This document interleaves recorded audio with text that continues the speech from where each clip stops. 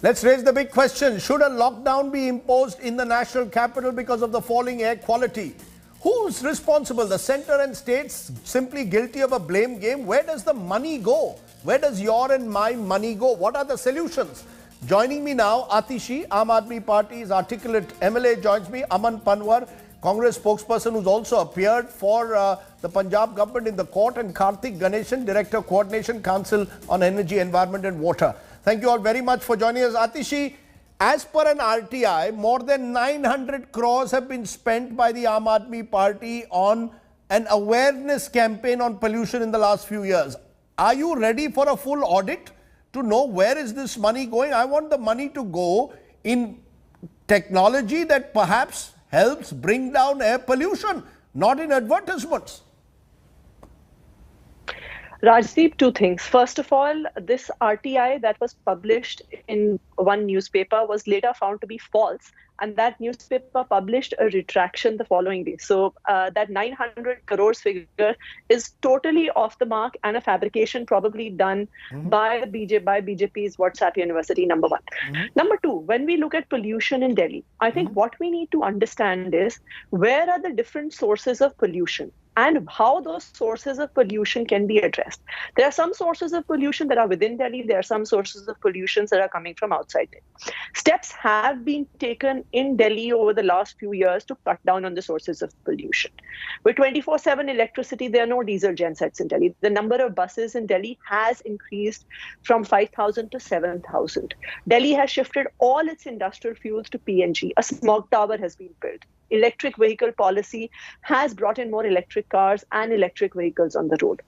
Is that enough to tackle pollution? Does more need to be done?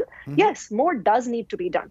But the question that I want to ask is, if Delhi has done these 3-4 things and we accept the fact that more needs to be done, can anyone tell me what any other state has done to reduce the pollution coming from Punjab, from Haryana, from Western UP, that engulfs Delhi at this time of year? Delhi government has worked with Pusa Institute to have this biodecomposer solution. We have a very small rural area where farming happens. We have worked with the farmers on that. Now, this is a cost-effective solution. We have put it out there before the central government, before Punjab and Haryana governments. Why has this not been utilized by any other state? Are you ready though, Atishi? Are you ready for a full audit, as the Supreme Court said today, where the 900 crore rupees plus money which was meant for tackling pollution has gone? Are you ready for a full audit? Absolutely. We are 100% ready then for an audit. Make it transparent. The Aam Aadmi Party why don't you make it transparent? Why don't you put on your... Atishi, why don't you put on your public platform where the money's gone? Please put it on a public platform. I want to know as a citizen where the money's gone. I have shared with you everything. No, I have shared with you many of the steps Delhi government has taken, and we are happy to share the details of it. My question is, can you please tell me one single thing that any other state has done to tackle pollution? Have they changed their industrial fuels? Have they bought an electric vehicles policy? Have they done anything about stubble burning, which, as we all know, is the major factor that causes this smog chamber in Delhi at this time of year? The only thing that the central government has done is almost, it seems that the Solicitor General has now taken to lying in the Supreme Court. They say themselves that at this time of year, 35 to 40% of the pollution in Delhi is caused by stubble burning. But today in the court, the Solicitor General turns around and says, oh, it's only 10%. You're contradicting yourself. Okay. Your own commissions and committees say that.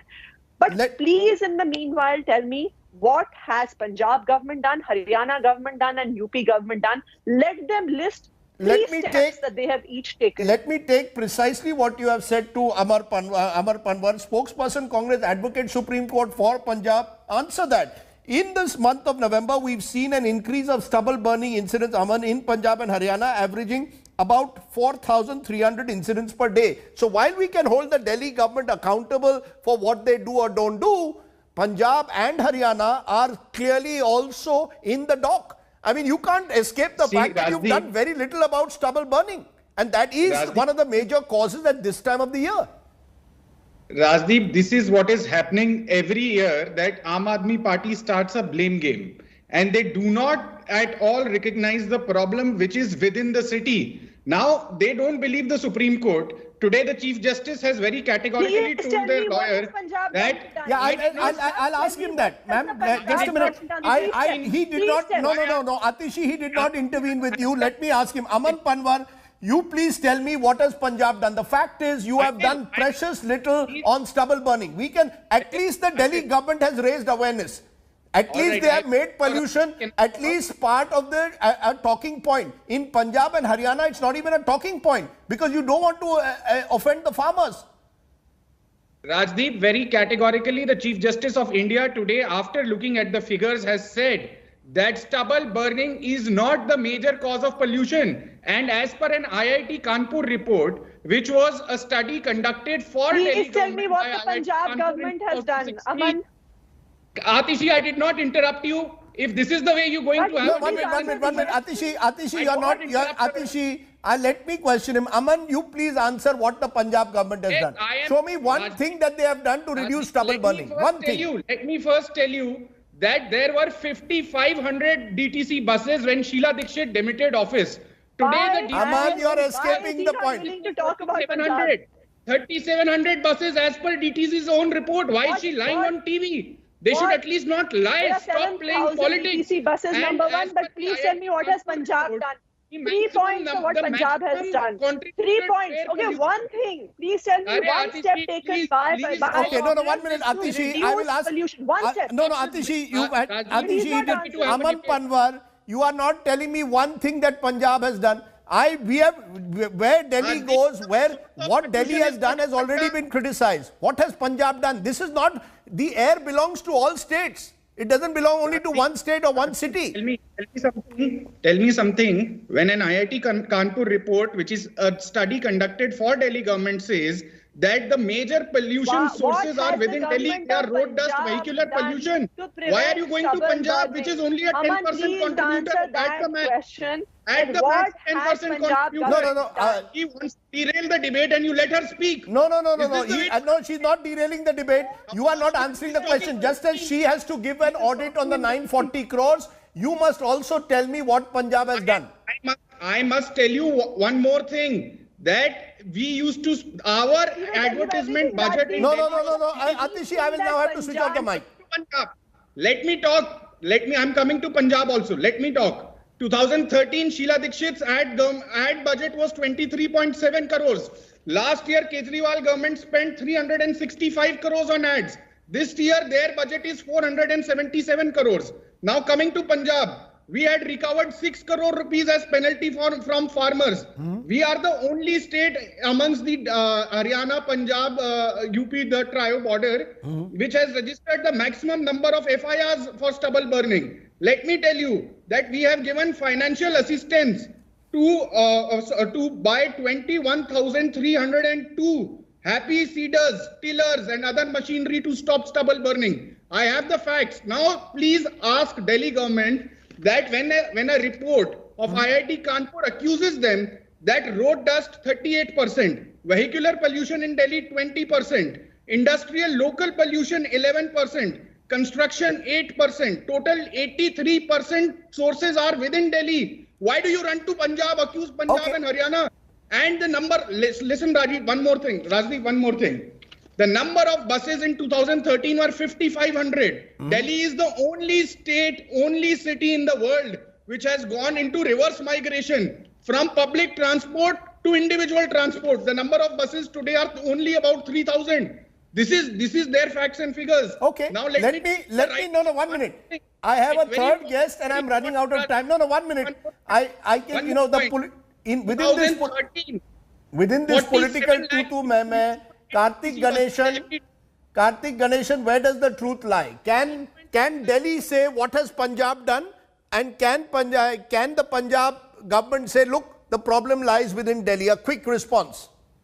Right. So the Supreme Court unfortunately has got this completely wrong, Rajiv. They've basically, overlooked the fact that the TERI study, the IIT Kanpur study, they talk about seasonal contribution. The TERI study, for instance, categorically states that it fails to study the acute contribution coming from crop residue burning. So to that extent, right, the crop residue burning season, which lasts for about 3 weeks, the contribution is much, much larger than 4%. right? So let's be clear about that. Unfortunately, the Supreme Court got it completely wrong. Right. And possibly the Tushar Mehta, the Solicitor General, has also kind of wrongly represented the findings of the study. So that is the main thing. So which means that for this period, for the reason for which this entire thing comes to national TV is because of the exacerbating effect of crop residue burning that's happening outside. This is not to say that things are all hunky-dory inside the boundary of Delhi itself. As Atishi has said, there are definitely lots of problems. But at the same time, right, the kind of solutions that have also been offered do not really give us a sense that they will be tackled in finite time. Electric vehicles, subsidizing them is not a solution to basically, rapidly scaling up the move from private vehicles to public transport, unless we start actually charging and penalizing people for the use of private transport, right? Which is the only way. We're only going to see the growth of ICE vehicles and not EVs alone. Right. And that has to be done. And more importantly, right, we need to ensure, we're talking about shifting from, DG sets to, I can tell you for a fact that I live in a campus, in a university campus, where the DG set runs every time the power outage is there. So I also don't think that, there is complete control over all of these entities and institutions that have DG sets, right, which resort to their use when the power goes out. And that's the simple truth. This happens across. Yeah, one of these days, hopefully on Friday, we'll do a full roundtable on precisely this issue. We'll get much more from you, Atishi, and Aman, you can join us on that, and I will come to you for specific solutions. It's time now to look for solutions and maybe find a common way forward. The air belongs to us all. I appreciate, though, all of you joining me on the news today this evening. Let's take a break. On the other side, I'm going to turn to a story that will shock each and every one of us.